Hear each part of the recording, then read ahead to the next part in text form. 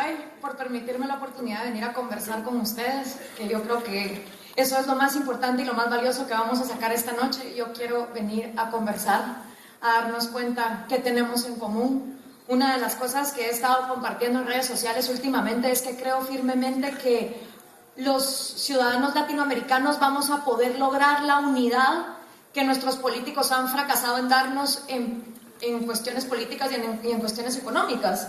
No hemos sido capaces de tener una unión que desde Río Grande hasta la Patagonia podamos comerciar libremente. No hemos sido capaces de tener una unidad política desde Río Grande hasta la Patagonia, pero considero que nosotros como ciudadanos a través de la tecnología podemos intercambiar ideas, que es un mercado que no paga aranceles. Hoy pues yo les vengo a hablar acerca de República versus Populismo, gracias a que gente como ustedes hizo viral un video donde pues yo compartí algunas ideas que son ideas que fueron inspiradas en el trabajo que yo hago en el Movimiento Cívico Nacional. Nuestra misión es rescatar la República de Guatemala. Fueron inspiradas también en las ideas que fuimos compartiendo esos 3 días en Zaragoza, cuando nos dimos cuenta que todos en Latinoamérica estamos preocupados por el tema del famoso populismo. Y pues me dio la venita cuando se paró Yelki Puig, que era el delegado de Cuba, que por primera vez salía de Cuba en sus 33 años, y dijo: yo no puedo entender por qué el resto de Latinoamérica no está denunciando los crímenes a los derechos humanos que ocurren en mi país.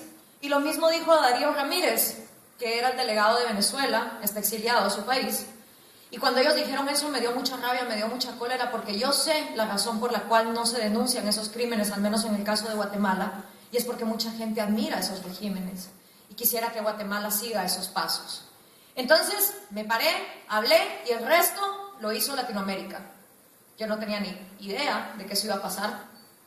Nunca en mi vida había puesto pies en Sudamérica, no había yo pasado de Nicaragua, y jamás me imaginé que la primera vez que iba a poner pies en Uruguay iba a ser para poder conversar con tantos uruguayos acerca de este tema. Nunca en mi vida me lo hubiera imaginado. Y ese es el poder de las redes sociales, ese es el poder de la tecnología y ese es el poder de intercambiar ideas. Y definitivamente Uruguay siempre ha sido para mí un referente en Latinoamérica. Es un país que admiro, lo admiro igual que admiro a Chile. Los admiro porque tienen uno de los niveles de analfabetismo más bajos de la región. Los admiro porque tienen una de las clases medias más anchas de la región. 10% de su población en pobreza, 10% de su población en riqueza, pero un 80% de clase media trabajadora pujante. Los admiro porque leen más de 30 libros al año, cuando yo vengo de un país donde apenas el 95% de mi población termina un libro al año. Los admiro porque se han nutrido saludablemente, cuando yo vengo del 6º país más desnutrido del mundo. Los admiro por una historia que a mí me tocó el corazón desde que yo tenía 15 años y fue la historia de los uruguayos que cayeron en el Fairchild en los años 70 en los Andes. Una historia que leí el libro de Nando Parrado, fui a escuchar a Carlitos Páez cuando llegó a hablar a Guatemala y yo dije: ve pues, si este grupo de jóvenes latinoamericanos en las peores condiciones del mundo pudo sobrevivir a base de trabajo en equipo, inteligencia, ¿qué nos impide al resto de Latinoamérica no salir adelante? Y conocí a Uruguay por esas cosas. Esas fueron las cosas que cuando uno no conoce un país, pero sabe algunas referencias, pues esas fueron algunas de las cosas que yo conocía de ustedes. Y no saben la inmensa alegría que es para mí el poder estar hoy aquí. Aparte, por supuesto, de agradecer a todas las personas que hicieron esto posible, les agradezco a ustedes por estar tomándose su noche de domingo para que vengamos a conversar. ¿Quién soy?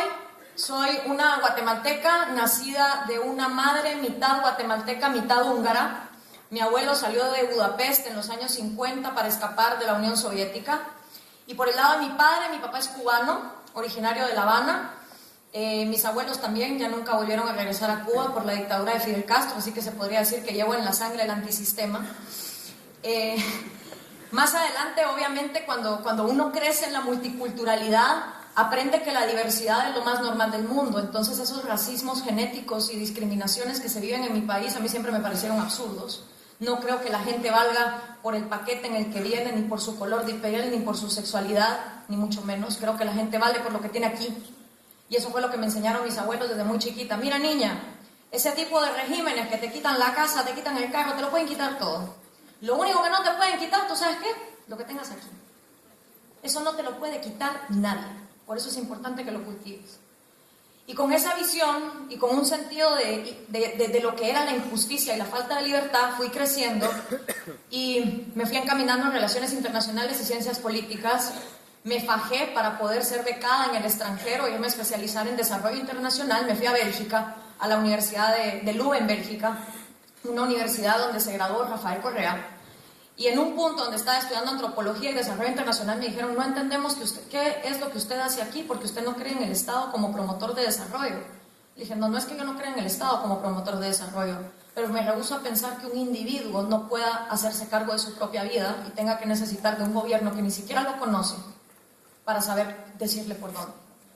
Regresé a Guatemala desencantada del desarrollo internacional, no quería trabajar para ninguna ONG ni para ningún organismo o agencia internacional porque sentía que estos grandes planes para tratar de ayudar a la gente a salir adelante no funcionan. Desde 1948, mejor dicho, hemos botado a la basura 3.000 millones de dólares. 3.000 millones de dólares en ayuda externa y los niños en mi país se siguen muriendo de diarrea. Entonces, no funciona. ¿Qué es lo que no funciona? Y esa es la pregunta que me ha tenido cuestionando. Y obviamente la pregunta tiene muchas respuestas, pero una de ellas tiene que ver con la institucionalidad que se vive en un país. Y por eso, pues cuando regresé a Guatemala, regresé a la radio y dije, si no puedo hacer desarrollo internacional con ninguna agencia, voy a utilizar todas las herramientas que me fueron dadas para desarrollar individuos a través de la radio. Y desde el año 2010 es lo que he venido haciendo. Y ahora pues que trabajo en el Movimiento Cívico Nacional como directora de proyectos, doy charlas como estas en toda Guatemala, tratando de empoderar a la gente que ha sido manipulada por el populismo. Así que sin más, vamos a arrancar entonces. República versus populismo. Muchísimas gracias por estar aquí y lo que sí espero es al final podamos tener una conversación, que todo el mundo agarre el micrófono, la pregunta que me quieran hacer, yo estoy aquí para contestarla. Uno no viaja 12 horas para luego no poder platicar, eso yo creo que es lo más importante, así que arranquemos. Primero voy a arrancar por un punto en común, porque a pesar de que somos un montón de países de México hasta la Patagonia, algo que tenemos en común es España. Pero España no nos pudo dar lo que España nunca tuvo. Muchas veces se nos dice que cuando vinieron los españoles, Occidente nos fue dado. Occidente entendido como esta recolección de sabiduría grecolatina romana mezclada con cristianismo, que nos lleva a conceptos como libertad, individualismo, derecho, propiedad privada e institucionalidad. Pero yo me pregunto, y se lo preguntó también Ortega y Gasset en un libro que se llama La España invertebrada, que les recomiendo a todo el mundo leer, porque uno dice, ahora ya entiendo por qué somos como somos. Ortega y Gasset dice que España no nos dio nada de eso, ni individualismo, ni libertad, ni conceptos de propiedad privada, ni tampoco el concepto de productividad a través del trabajo, porque España no tenía esas cosas cuando vino a conquistarnos. España era semifeudal. España nunca logró consolidarse como una nación industrializada cuando vino aquí. El objetivo de los españoles que nos conquistaron eran tres: cristianizar, saquear y conquistar cuanto territorio fuera posible en nombre de los reyes. Entonces, bajo este concepto, la propiedad privada, el individualismo, no fueron temas que hayan sido impregnados en nuestra cultura ni en nuestra forma de pensar. El español llegaba a las tierras y todo el objetivo no era producir, no era como cuando llegaban, digamos, todas las personas que venían exiliadas de Inglaterra por la persecución religiosa, ponían pies en Estados Unidos y decían, bueno, aquí se trata de venir a producir, a crear riqueza, a ver qué hago con mi vida. No, aquí no era ese el objetivo. Y en lugar de eso, ¿qué fue lo que vimos? Pues vimos abusos sociales, abusos económicos, abusos políticos, donde no fuimos tratados como iguales ante los derechos, sino dependiendo de nuestra raza, dependiendo de nuestra condición, los derechos que se nos daban. Y entonces hay otro autor, Álvaro Vargas Llosa, hijo del reconocido escritor Mario Vargas Llosa, que escribió un libro que se llama Rumbo a la Libertad. Y él, al igual que Ortega y Gasset, se remonta para atrás y empieza a buscar aquellos elementos básicos que hemos tenido en Latinoamérica y que nos han oprimido. Pero él no se queda con España, él se va más atrás, él se va a los incas, se va a los aztecas, se va a los mayas y se da cuenta que ese cuento que repetimos tantas veces de que aquí los aborígenes vivían todos agarrados de la mano en una paz absoluta cantando Kumbaya era mentira. Los mayas, aztecas e incas tenían sociedades estamentales súper definidas, donde se hacía todo lo posible, desde el color de la vestimenta hasta los animales que tú podías poseer, para hacer una diferenciación entre la clase alta, la clase media y la clase baja. Por eso le fue tan fácil a los españoles, cuando quitaron a los aztecas, cuando quitaron a los incas, el posicionarse ellos a reemplazar una estructura social que ya existía.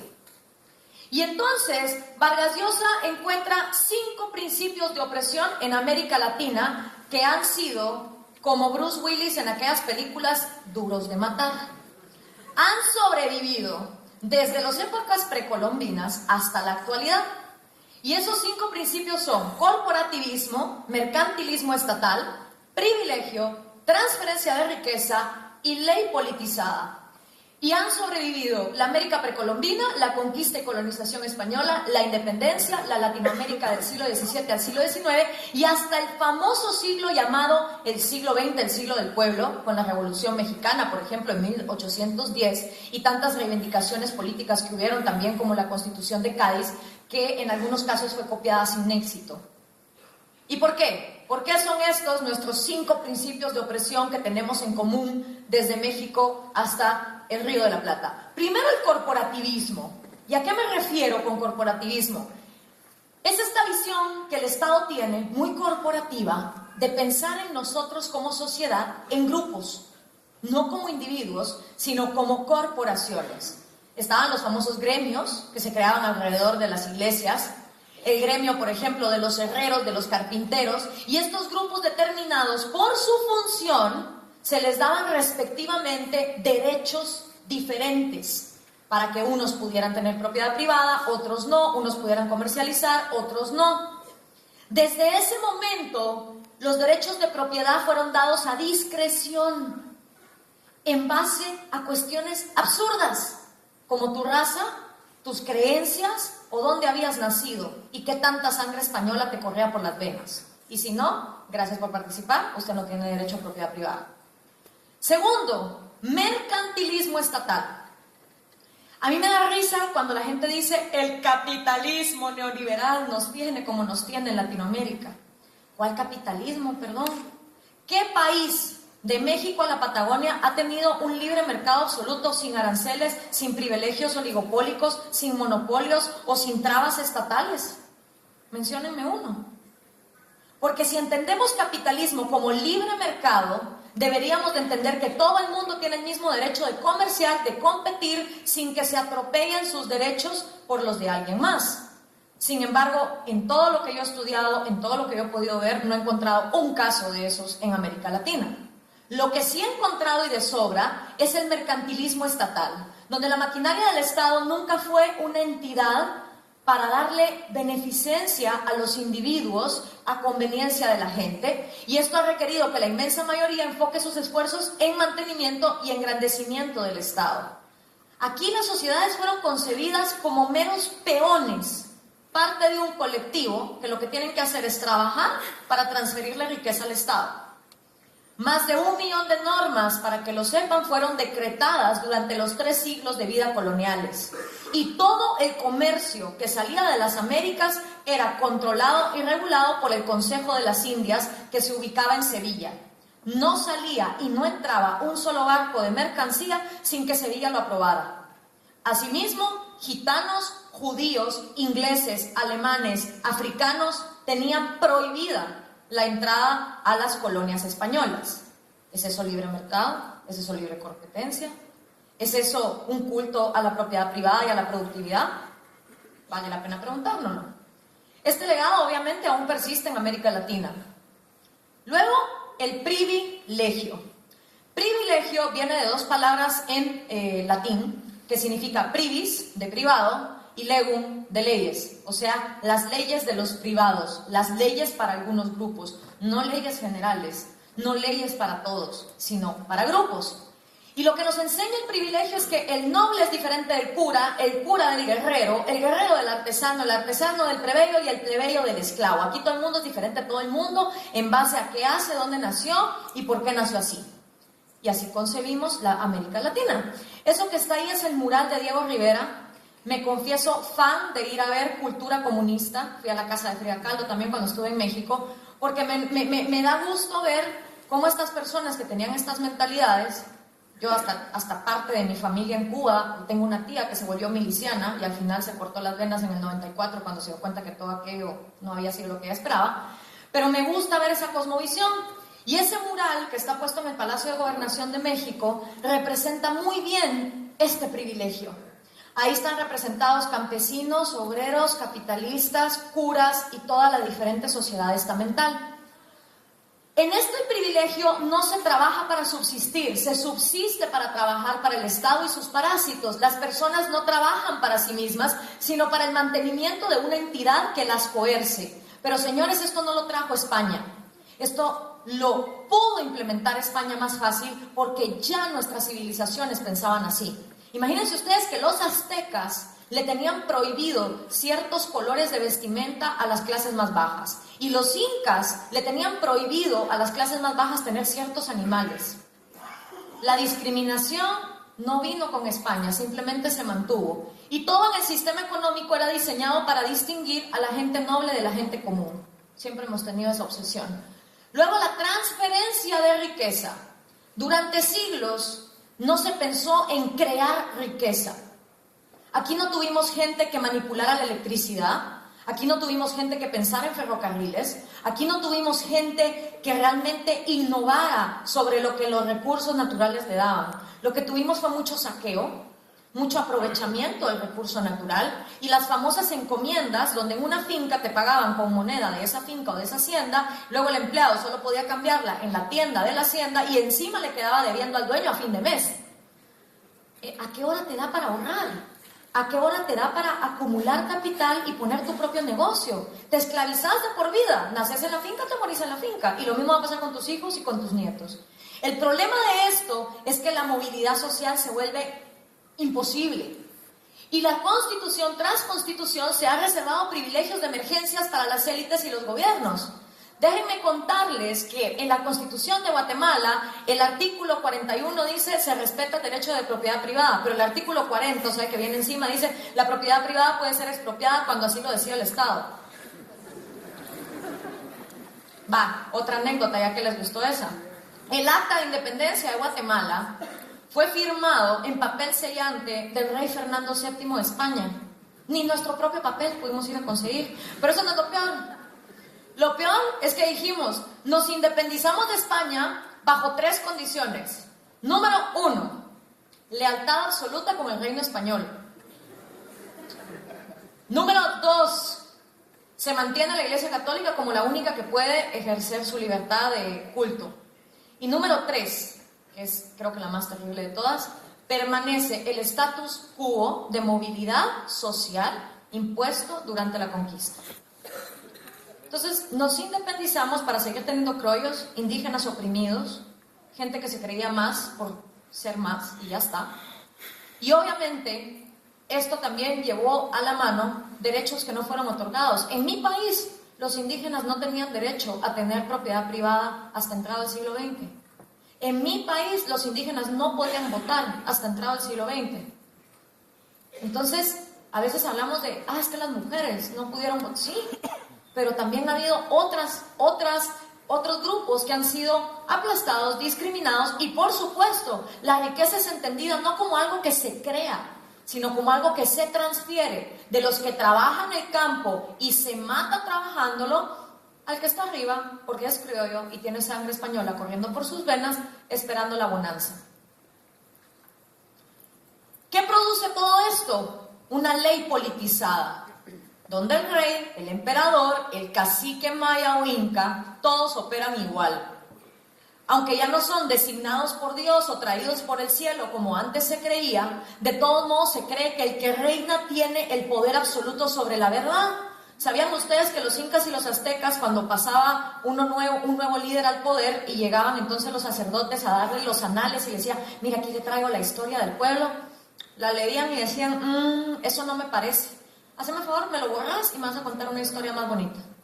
Y así se reescribía la historia una y otra vez, acomodándose a lo que los líderes tenían. Y eso, que conste, no acabó con los caciques mayas. En mi país el conflicto armado se reescribe como a cada quien le da la gana.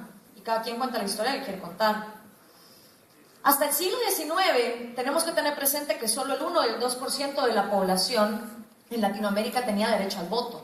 Por lo tanto, el 1 y 2% de la población tenía el poder absoluto sobre las leyes, lo cual también significa que tenían el poder absoluto sobre las propiedades, derechos y libertades del otro 98%. La pregunta que nos hacemos es, ¿can we really blame them? Como dicen en inglés. ¿Podemos realmente culpar a la gente que cae ante los populismos? ¿Conociendo este pasado? Los 5 principios de opresión y la república. Me encanta esta frase de Álvaro Vargas Llosa, bastante poética, y dice: las repúblicas latinoamericanas que pelearon y vencieron al enemigo colonial traspasaron una espada a través de un fantasma disfrazado con carne humana.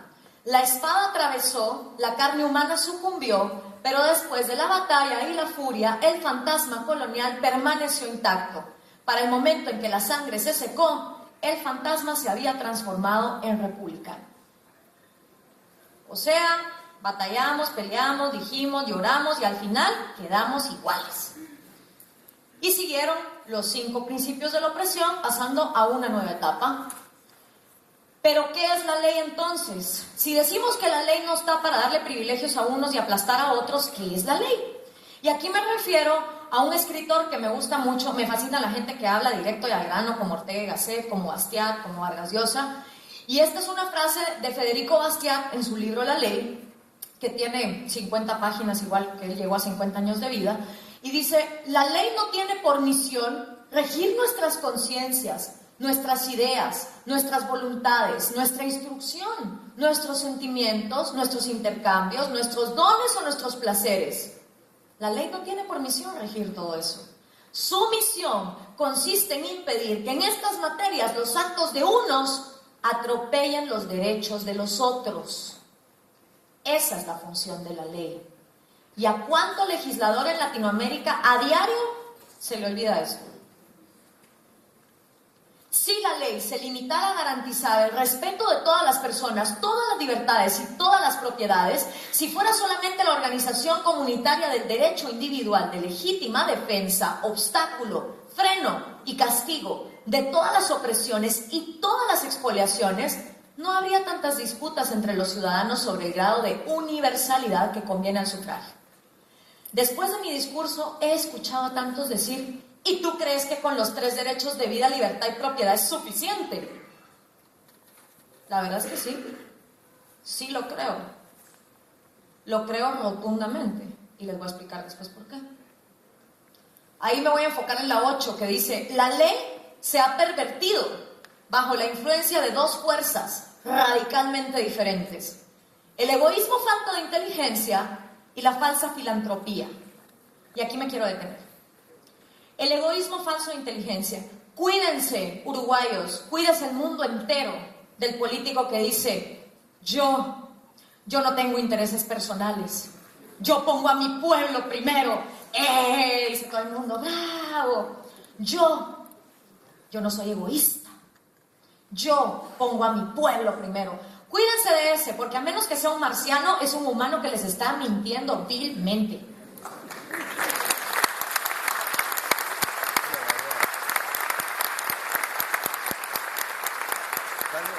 Y les voy a explicar por qué. Porque somos egoístas por naturaleza. Somos egoístas por naturaleza porque realmente en nuestra genética, desde que nacemos hasta que morimos, necesitamos ser egoístas para poder sobrevivir. Todas las formas de vida, delfines, aves, mamíferos, reptiles, tienen ese instinto de supervivencia arraigado. Lo que pasa con los humanos es que nuestro egoísmo tiene que convivir con el egoísmo de los demás, porque somos los únicos seres que nos comunicamos tan eficiente como en la forma en que lo hacemos. Somos los únicos seres capaces de transformar los recursos para formar otros nuevos. Entonces, ¿qué pasa? Muchos de nosotros queremos renunciar a ese egoísmo. Muchos de nosotros queremos sacrificarnos a pesar de ser egoístas y decir que una sociedad se puede hacer oprimiendo la naturaleza egoísta que tenemos y sacrificarnos por el colectivo. ¿Qué para pasando? Que el egoísmo, como es natural y es genético y no se puede suprimir, igual surge. Y por eso es que los comunismos han fracasado. Y por eso es que en los comunismos Stalin y sus amigos viven como reyes, Fidel Castro y sus amigos viven como reyes, los boliburgueses viven como reyes, porque no se puede aniquilar el gen egoísta a menos que mates a la persona. ¿Y qué tiene de malo que seamos egoístas? Según Bastiat, nada. Sobre todo si somos egoístas inteligentes y racionales. ¿Qué significa ser un egoísta racional? Que entiendo que la otra persona también tiene derecho a ser egoísta. Y que ni mi vida, ni mi libertad, ni mi propiedad privada valen más que la vida, la libertad y la propiedad privada de esa persona.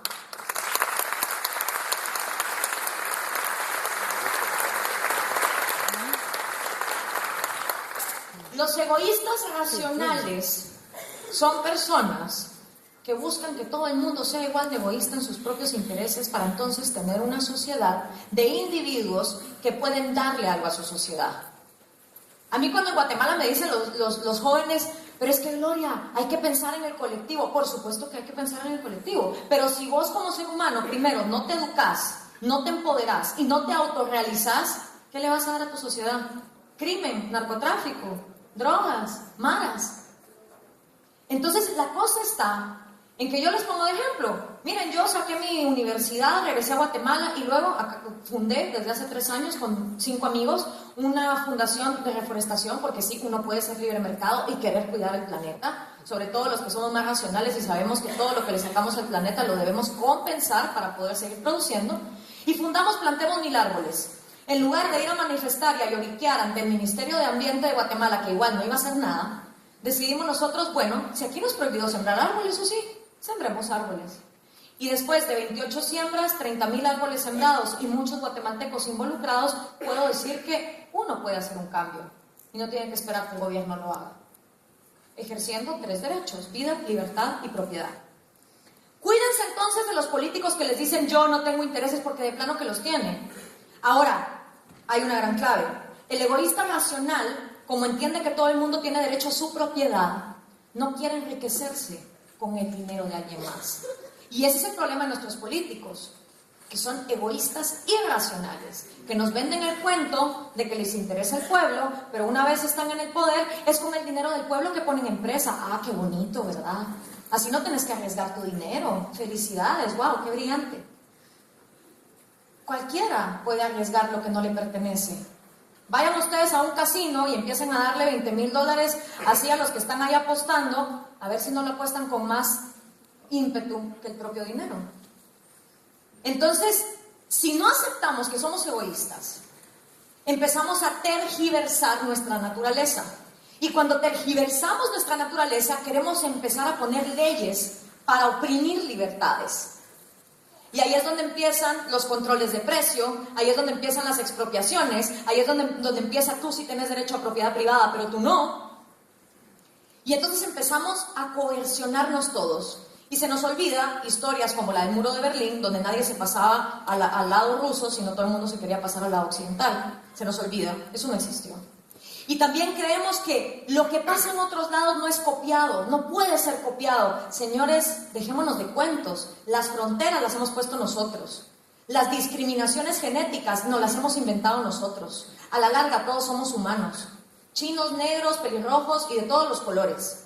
Y así como un humano cuando es motivado para hacer el bien, hace el bien, un humano cuando es motivado para hacer el mal, hace el mal. Y cuando las leyes de un país te premian por ser un mediocre corrupto, la mayoría de la gente va a querer ser mediocre y corrupta. Y cuando las leyes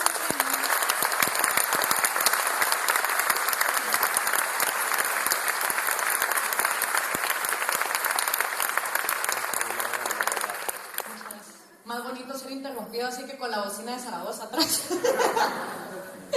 Y cuando las leyes te premian para ser una persona productiva, pues también te comportas así. Miren, libros como El hombre en busca del sentido de Viktor Frankl nos enseñan que la esencia mental del ser humano es la misma, no importa cuál sea nuestra creencia, nuestra identidad. Pero para eso nosotros como individuos tenemos que decir sí, ¿verdad? Es que al fin y al cabo debajo de la piel los esqueletos son todos iguales. Y cuando entendemos eso, entendemos que no se trata de copiar modelos, se trata de entender la naturaleza humana y en lugar de querer ir contra la naturaleza humana, buscar un sistema que haga que la naturaleza humana conviva en paz y en libertad. Y yo por eso es que le apuesto a la República. La ley ya no prohíbe, decía Bastiat en 1850 en Francia, sino prescribe. Reemplaza la voluntad propia y la incisiva propia por la voluntad y la incisiva del legislador. Ya no hace falta que los hombres consulten, comparen o prevean. La ley hace esas cosas por ellos. ¿Cuántos jueces no tenemos de, mire señor juez, pero aquí están las pruebas de que él es culpable? No importa, la ley es la ley y la ley dice que esto. Entonces, ¿para qué está ahí?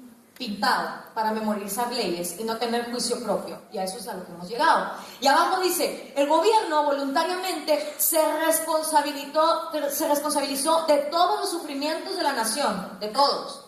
El remedio que nos proponen es ampliar hasta el infinito el dominio de la ley. Pero si el gobierno, responsable de todo, no consigue elevar los salarios, socorrer a los menesterosos, indemnizar a los trabajadores, dotar de herramientas a todos los obreros, otorgar créditos gratuitos a todos los artesanos, espiritualizar y santificar el alma de los pueblos, y fracasa en todo eso, inevitablemente se desembocará en una revolución del pueblo descontento. Por eso, la mejor manera de evitar revoluciones es evitar que el Estado se responsabilice de todos los sufrimientos de la nación. ¿Qué pasa si un padre de familia le dice a su niño, si me sacas buenas notas, te voy a llevar al parque de diversiones? Y viene el niño y empieza a estudiar, papi, mira, ya, saqué buenas notas. ¡Buenísimo! Y no lo lleva al parque de diversiones. Al siguiente año, si sacas buenas notas y pasas el año, te voy a llevar al parque de diversiones. Y viene el niño y se esfuerza, y no lo llevan. ¿Qué pasa si al tercer año el niño vuelve a esforzarse y el papá no lo lleva al parque de diversiones? Le hace un berrinche terrible y en su vida vuelve a sacar buenas notas. Es lo que está pasando con los pueblos latinoamericanos. Los gobiernos prometen y todos decimos, bueno, vamos a hacer un esfuerzo, vamos todos a trabajar, todos a pagar impuestos, todos a ser mejores ciudadanos. Y cuando volteamos a ver, el gobierno se robó todo y cuando llegamos y decimos, ¿y mi parque de diversiones?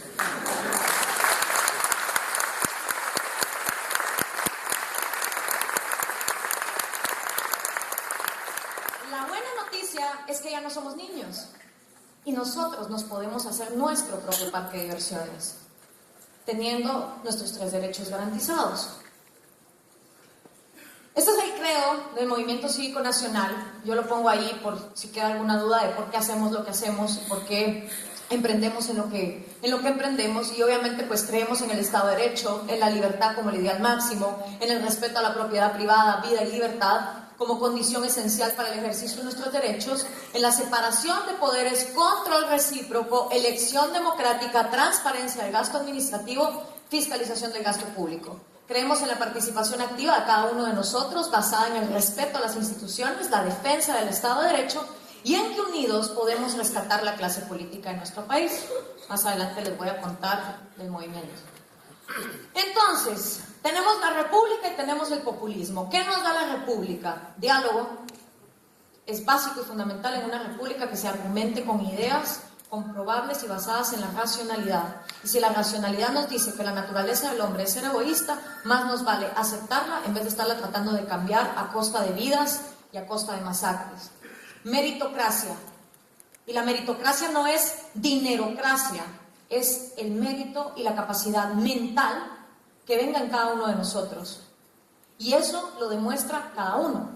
Yo no creo en las cuotas, ni de mujeres, ni de indígenas, ni de jóvenes.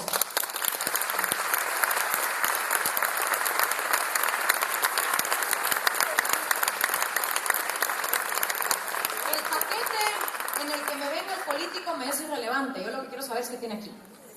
Y eso es lo importante.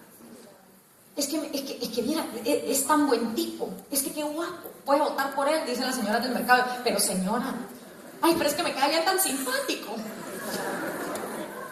así pasaba con Alfonso Portillo, historia real, asesinó a 2 en México, todas las mujeres locas por él, y luego cuando regresa a Guatemala dice, y maté en 2 en México, y por ustedes serían 5,000, decía toda la gente, y uno así como, madre santa, ¿verdad? Entonces pasa. Ciudadanos empoderados, ahí no debería ser emparedado, debería ser empoderado, perdón. Vida, libertad y propiedad como los 3 derechos. Y esto es muy fundamental, el individuo como la minoría más pequeña. A mí me da risa la gente que dice, los derechos de las minorías. Bueno, empecemos con la minoría más chiquita, que es el individuo. No, derechos individuales, no. Perfecto. ¿Y qué te da el populismo? Obviamente te manipula, porque es como, a ver, ¿cómo te seduzco? Con la bolsita, con la gallina, con el cuchito, con lo que sea, dame el botito, perfecto, vamos bien. Cero racionalidad.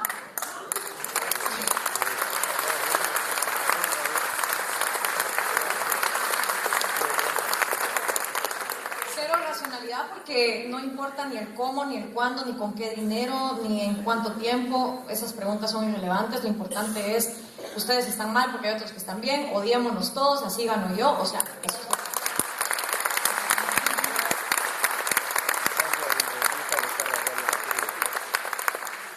lo Obviamente la corrupción necesita ser permitida, y voy a explicar más adelante cómo la corrupción es la gasolina del populismo, y cero institucionalidad. Ahora, ¿por qué la insistencia con la república y por qué no insistencia con vida, libertad y propiedad? Pues si ustedes creen como yo que todos los seres humanos somos iguales, en el sentido de que debajo de esta esencia mental todos tenemos las mismas motivaciones, los mismos miedos, comprenderemos también que los principios filosóficos de cómo somos como humanos en esencia no han cambiado desde Grecia hasta hoy. Puede que hayan sido más desarrollados, puede que hayamos descubierto un poco más de nuestro ADN, de cómo funcionan nuestras células, cómo funcionan nuestras neuronas, pero en esencia nos siguen importando las mismas cosas, seguimos amando, seguimos odiando, seguimos llorando, seguimos riéndonos y seguimos preguntándonos quiénes somos, a dónde vamos y por qué estamos aquí. Y los griegos se preguntaron estas cosas y tenían serios problemas con la democracia, como yo dije en el video. La democracia para Aristóteles y para Sócrates tenía un problema fundamental y empezó cuando en Grecia se empezaron a exigir más privilegios. Los griegos entendían que cuando uno nace con su vida, porque obviamente estás vivo, entonces en el momento que estás vivo tenés derecho a que nadie te mate, ya estás vivo, lo lograste. La segunda es tu propiedad, y tu propiedad, lo dije en el video y lo vuelvo a repetir, empieza con tu cuerpo y con tu mentalidad. Porque tu propiedad no solo son tus cosas materiales, es todo lo que tú acumulas de conocimiento, de sabiduría, de memorias, todo eso constituye tu propiedad. Y por supuesto tu libertad para expresarte, tu libertad para actuar, porque de nada te sirve estar vivo, tener propiedad, si encima te esclavizan y te ponen una cadena con una pelota de hierro y no te dejan moverte, entonces ¿a dónde vas y cómo vas a poder llevar a cabo los proyectos de tu vida? Pero pasó en Grecia, pasa en Latinoamérica y pasa en todos lados. Empieza un grupo descontento por algo y empieza a pedir necesidades transformadas en derechos. Educación, salud, vivienda. Ahora la Declaración Universal de Derechos Humanos quiere meter el Internet como derecho universal al que todos tenemos o deberíamos tener acceso. Y la pregunta fundamental que se hicieron los griegos fue, bueno, y si usted me pide derecho a la salud, y acá me piden derecho a la vivienda, y acá me piden derecho a la educación, ¿qué va primero? Porque si los pongo a ustedes y su derecho a la salud primero, les estoy diciendo a ustedes y a ustedes, ciudadanos de segunda clase, pobres, ellos vienen primero. Si el derecho a la vestimenta de ustedes lo pongo por encima de ustedes y ustedes pasan a ser ciudadanos de primera clase. Y si en medio de eso ustedes me piden otro derecho y digo, sí, hay que renunciar a la propiedad de ellos y ellos para dárselo a ustedes pasan a ser ciudadanos de primera clase. Entonces los griegos se dieron cuenta de un problema fundamental. Si nos vamos a más derechos que estos 3, automáticamente la sociedad deja de ser igual ante la ley. Entonces, o queremos igualdad ante la ley, o queremos desigualdad de leyes y más derechos. La mayoría de naciones en América Latina hemos escogido este camino, porque no nos gusta ser libres, porque no nos gusta hacernos responsables de las consecuencias de nuestros actos, y porque siempre ha habido grupos que se las han visto muy bien a la parte del gobierno para legislar acorde a lo que necesitan. Entonces los griegos vieron ese problema fundamental y dijeron, bueno, Ahí está la encrucijada, cada quien que decida. O somos todos iguales ante la ley, pero eso sí, la igualdad ante la ley se restringe a estos 3 derechos. O decidimos que queremos más derechos, pero entonces no digamos que somos iguales ante la ley, no seamos así hipócritas. Una o la otra. Y por lo mismo, se dieron cuenta que las 3 formas de gobierno también se degeneraban. Monarcas en dictadores, aristocracias en oligarquías que solo gobiernan para ellos y sus privilegios, y democracias que se degeneran en demagogias, donde ya la mayoría se divide en colectivos y cada uno empieza a exigir privilegios por encima de los demás. Entonces dijeron, madre, no solo la democracia tiene problemas, sino que encima, no importa si es uno, pocos o todos, la cosa va para mal. ¿Qué hacemos? Y entonces empezaron a preguntarse cómo encontrar un balance social entre las pasiones de la mayoría y las virtudes de la minoría.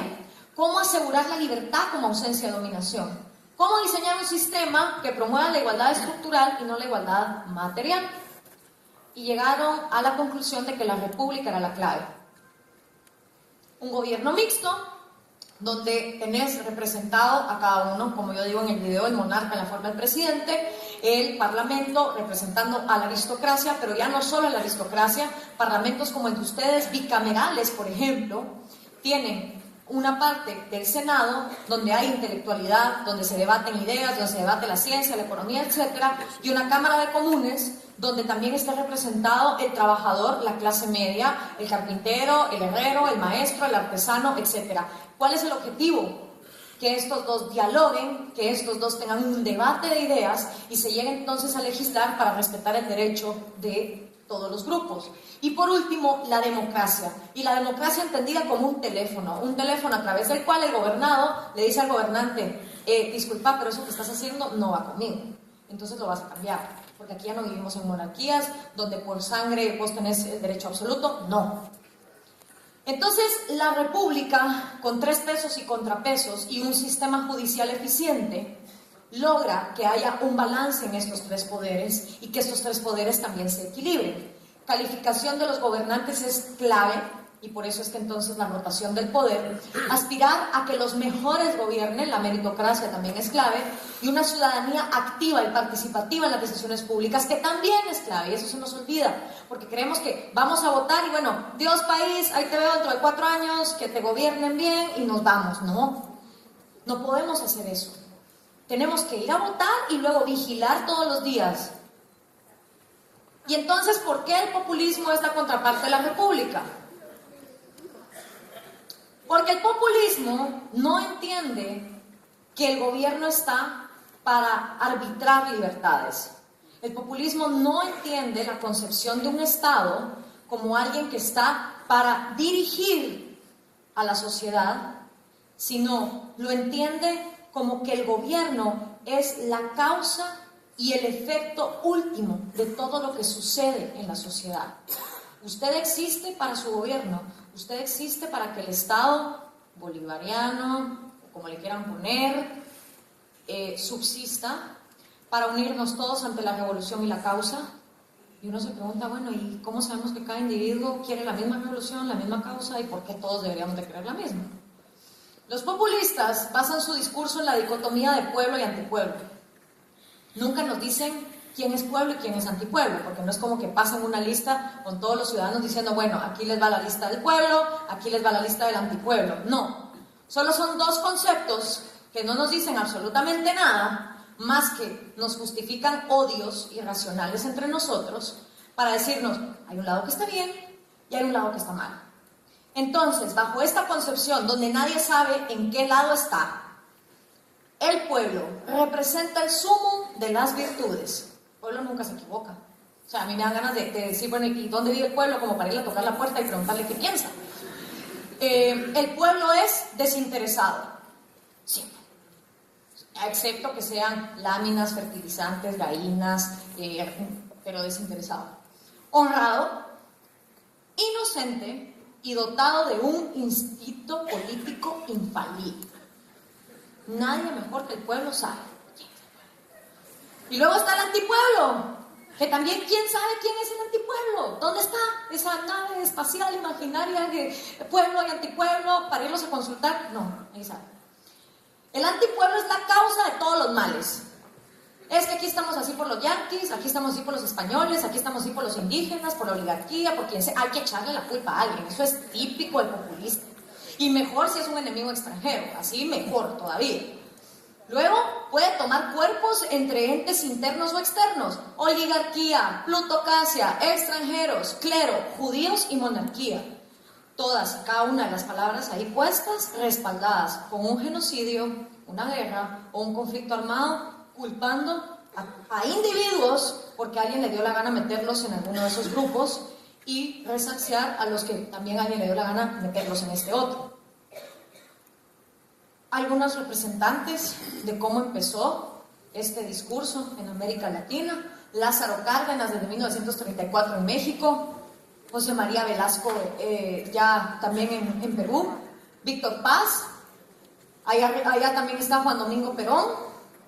Yo me acuerdo de imágenes de Eva Perón regalando billetes por todos lados. El que sepa un poquito de economía sabe que el papel en sí mismo no es más que la consecuencia de que haya productividad detrás. O sea, estar regalando papel no se está regalando riqueza. Regalar riqueza, la riqueza para empezar no se regala, se crea, y se crea sobre todo en los países donde se respetan 3 derechos fundamentales. Pero ahí está algunos de los diferentes representantes. Ahora, yo veo a la República con una analogía como que fuera un árbitro en un partido de fútbol. Están todos los jugadores jugando y están ejerciendo sus 3 derechos: vida, libertad y propiedad, pasándose la pelota, delanteros, defensa, todo el mundo jugando, y el árbitro está bien. Bueno, sigan sus videos. Y de la nada, alguien viene y le patea la propiedad privada a alguien le mete una zancadilla a la libertad de alguien y alguien le mete mano a la propiedad privada o a la vida de alguien. Entonces viene el árbitro y pita, ¿va? ¡Pip! Vengan para acá, señores. Lo sientan en un juzgado. Usted, ¿por qué le quitó la propiedad a este? Usted, ¿por qué estafó a este? Usted, ¿por qué cometió esta injusticia contra este? Cada uno da sus razones. Los jueces votan, debido castigo, resarcimiento para la víctima. Continuamos con el juego. Y sigue la República. Y cada uno ejerce su libertad y está jugando. Así es como la República, o por lo menos una analogía que me sirve a mí para explicar qué significa gobierno para una república. Un árbitro, donde cada uno usa sus libertades. Mientras que para el populista, el gobierno no es el árbitro. El gobierno es el árbitro, el portero, el delantero, el defensa, el que vende las gaseosas, el público, el dueño del estadio.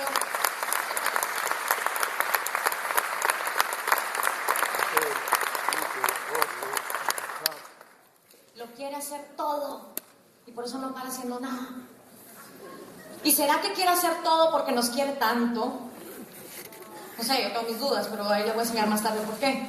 Pero entonces esto sirve para explicar cuáles son las diferentes cosmovisiones. Ahora, la gasolina del populismo es la corrupción.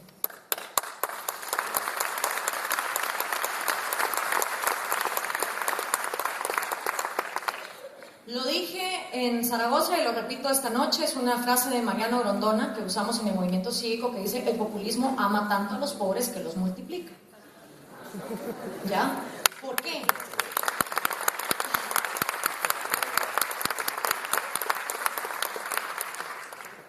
El populista no te quiere sacar de la ignorancia ni la pobreza, porque en el momento en que lo hace, llega con la gallina y tú ya no la vas a sacar de eso. Y entonces él va a tener que educarse.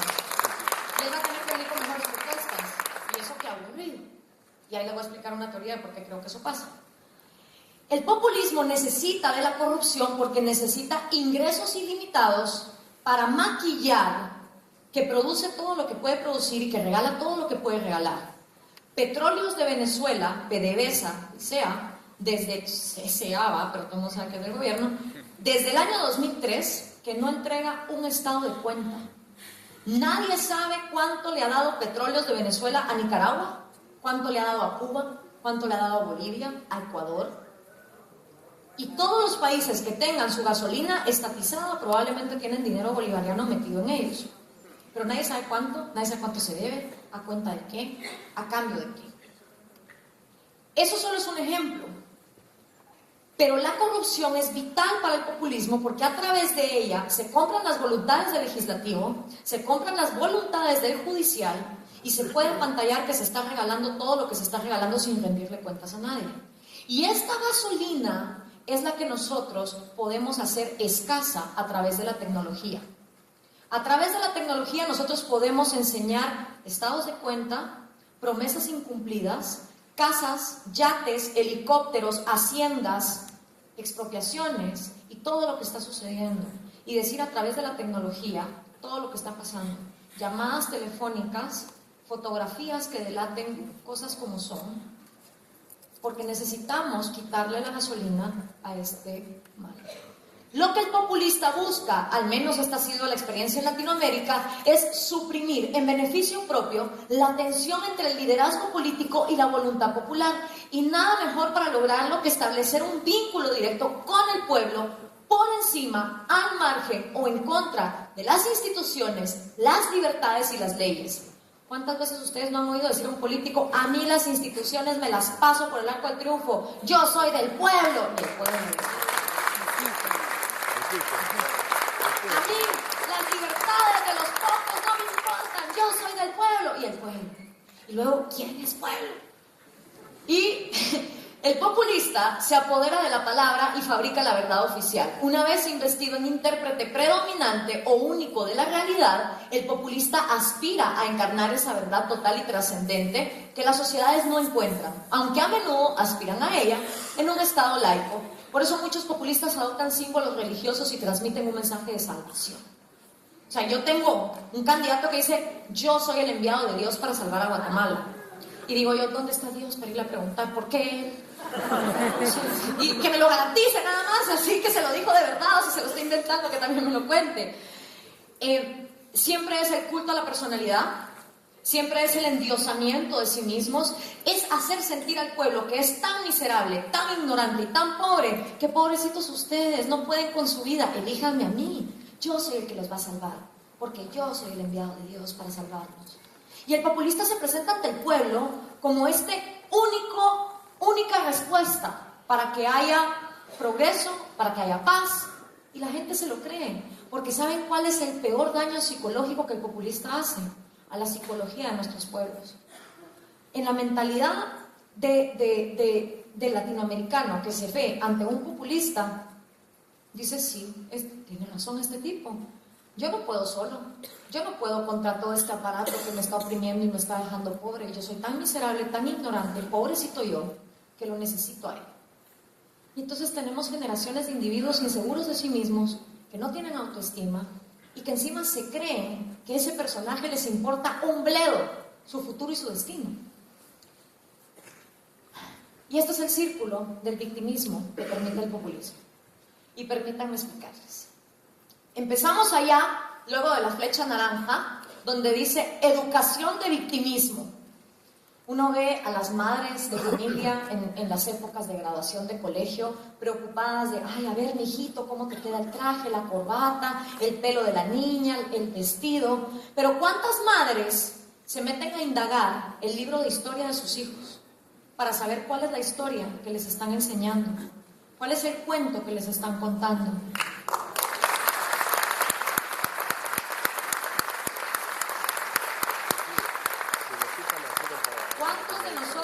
Paguemos por una educación o paguemos por los impuestos para que nuestros hijos reciban una educación pública, nos sentamos con la maestra a decirle: a ver, señora, ¿cómo así que lo único que les enseñan de la conquista es que Cristóbal Colón vino y la Niña, la Pinta y la Santa María? ¿De qué le sirve saber eso?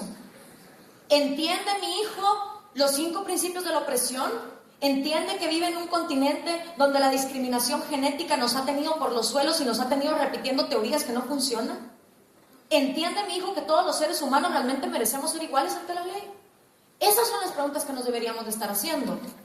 Pero como la educación de victimismo le enseña a nuestras generaciones que la culpa es de España, la culpa es de los yanquis, la culpa es de los oligarcas, la culpa es de los indígenas. Ustedes no saben la cantidad de gente en Guatemala. Mi país es 65% indígena. Ay, chula, es que ni modo, pues, ¿cómo vamos a salir adelante con esa raza?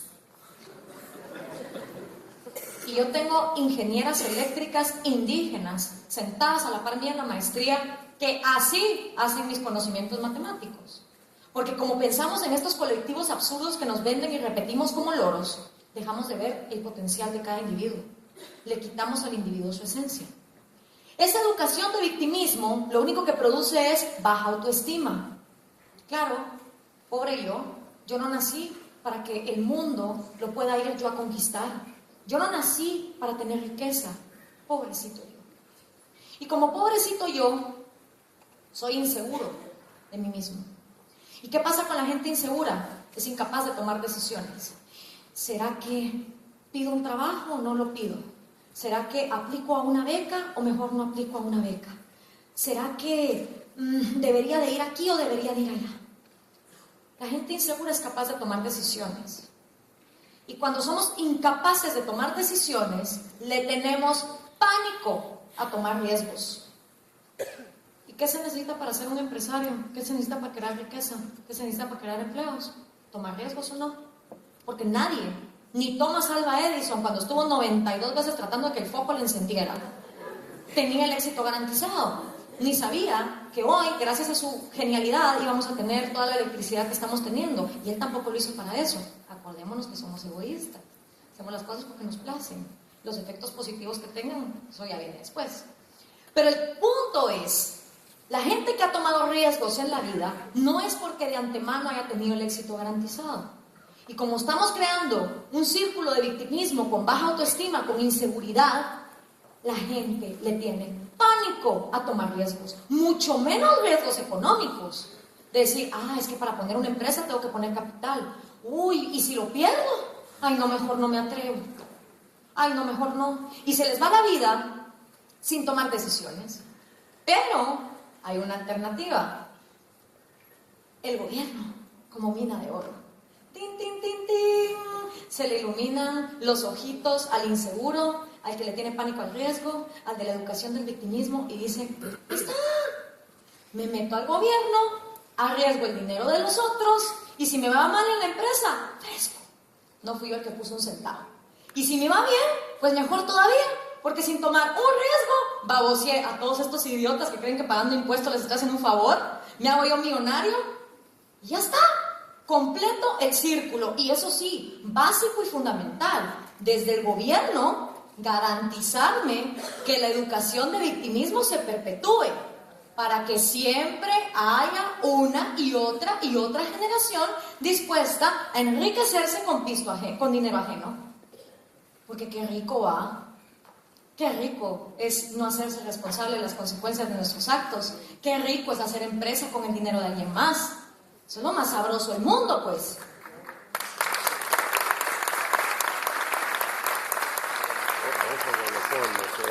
Este es un círculo mental.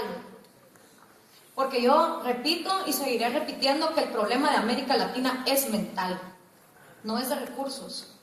Somos una de las porciones de la tierra más ricas en agua, en minerales, en fauna, en flora. O sea, nuestro problema no es de recursos, no es como en Taiwán, que llegaron a una isla donde no había nada y tuvieron que ver qué hacían, o Israel, que de un desierto tuvieron que hacer un paraíso. Como le digo yo a mis amigos israelitas, es que ustedes de un desierto hicieron un paraíso, mientras que en Guatemala el paraíso estamos haciendo un desierto, ¿verdad? Esa es la diferencia. Entonces, es mental, es puramente mental. ¿Y cómo se rompe ese círculo?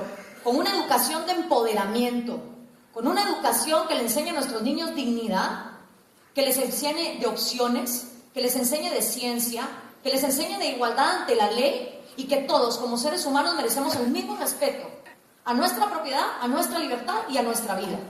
Individuos empoderados tienen alta autoestima y las personas con alta autoestima, a pesar de que fracasen en la vida, se vuelven a levantar. Y cuando la gente se vuelve a levantar, tiene seguridad en sí misma, le cueste lo que le cueste, y sobrepone cualquier cosa. Y así los riesgos se vuelven parte de la vida, salgan bien o salgan mal, pero la gente empieza a tomar riesgos y la gente ya no tiene miedo a apostar el dinero de su propia bolsa para tener su propia riqueza y entonces sí, adquirir todas esas cosas que los populistas ofrecen, salud, vestimenta, educación, por sus medios propios, pagando impuestos si quieren, pero por sus medios propios. Así es como se rompe ese círculo, para que el gobierno se vea como un árbitro y no como una mina de oro. Y se cree riqueza que permita otras fuentes de empleo y que otros también se empoderen. ¿Dónde empieza todo?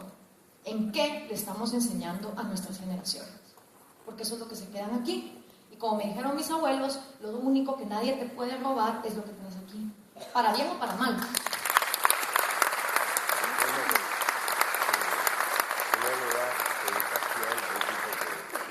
El planeta, esta pelota azul flotante, ha existido con los mismos recursos, la misma cantidad de agua, la misma cantidad de oro, la misma cantidad de plata. Algunos animales se murieron, otros han venido, pero al fin y al cabo con vida. Pero el planeta, esta pelota que conocemos, ha sido la misma desde que había dinosaurios, cuando empezamos a existir nosotros como cavernícolas, hasta hoy. ¿Qué ha cambiado? ¿Qué ha hecho que una pelota con la misma cantidad de recursos se haya ido transformando? Esto es lo que ha hecho que de cavernícolas que apenas si podíamos encender fuego, hayamos pasado a lo que hoy somos. Artistas, poetas, músicos, arquitectos, científicos, publicistas, abogados, de todo. Es esto. Pero el planeta en sí ha sido el mismo. Más que un otro meteorito que nos ha caído de vez en cuando, pero lo mismo. Se nos olvida. Se nos olvida que lo que tenemos lo hemos transformado gracias a esto. Y claro, con eso viene la responsabilidad también de cuidarlo. Esa es la pirámide de Maslow. La pirámide de Maslow nos enseña que hay pasos en la vida para poder uno autorrealizarse. Las personas que no tienen que comer, pues difícilmente se van a poner a filosofar. ¿Una república? ¿Una monarquía? ¿Una democracia? Pues no, si uno no tiene comida, no le podemos pedir a la gente que se ponga a filosofar. Y por eso es que cae responsabilidad en la gente que sí hemos tenido oportunidades en darlas a conocer, bajar a tierra los mensajes, porque otra cosa que han hecho nuestros líderes es ponernos unas leyes complicadísimas, un sistema que nadie entiende. Leer una ley en Guatemala es lo peor, se los juro. Uno agarra eso y empieza a tachar el palabrerío innecesario y luego de 20 hojas está tache. Ya entendí lo que esta ley quiere. Y luego leyes redundantes. Hagamos ley para el femicidio. Bueno, y no hayas prohibido matar. Sí, pero para no matar mujeres. Hagamos ley antimaras. Pero las maras lo que hacen es asesinar y robar y eso no está ya prohibido. Sí, pero es que las maras son un problema grave. Y entonces tenemos un aparato burocrático de 340,000 funcionarios públicos en un país de 14 millones.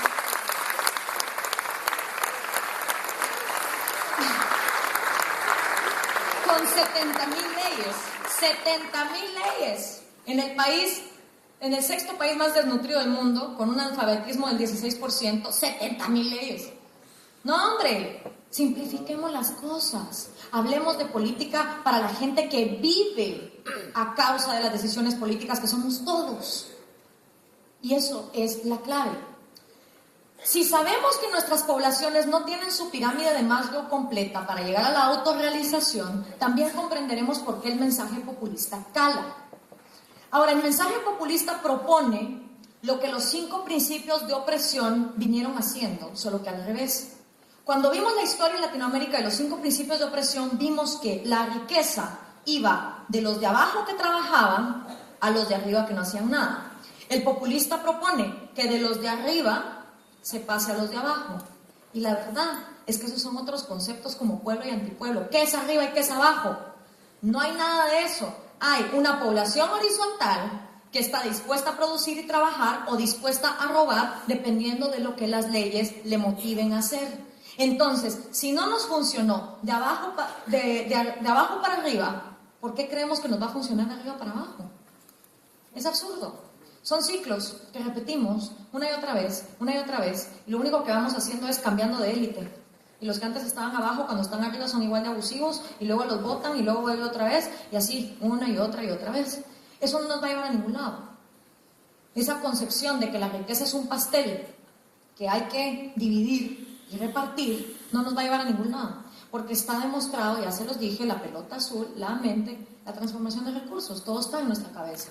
Entonces, aquí está el votante, y el votante se pregunta cada 4 años, cada 5 años, cada 6 años, dependiendo de qué le toque, ¿por quién voto?